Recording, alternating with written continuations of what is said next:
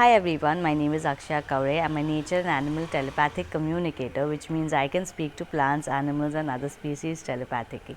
And recently, I had a very sweet communication with a bee who had come to my house. So I was sitting near my dining table working on something, and I could hear this bee around my window in my dining room, and she was of course trying to get out. So I asked her if she needs my help, and she said yes. So I told her, okay, I'll open the window and you just have to go towards the open side of the window to get out.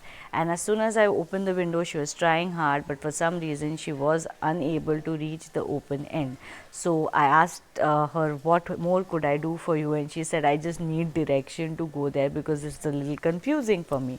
So I took a paper and I told her, don't get scared, I'm going to help you slowly with the help of the paper to move you towards the open end of the window.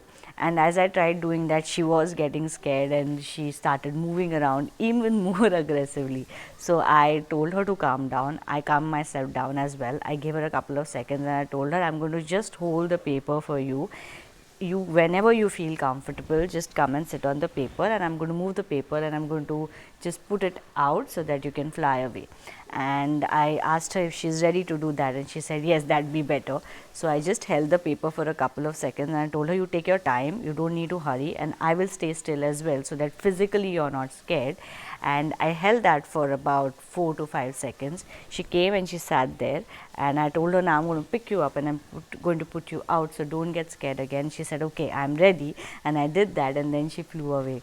And this is how I asked her what kind of help she needs, and she allowed me to help her to get out of the house. Now let me tell you, if you had asked me to do this a couple of years ago, I would have been absolutely petrified, because I'm not someone who used to be very comfortable with insects around me. I was not scared of them, but it was just not something that was within my comfort zone.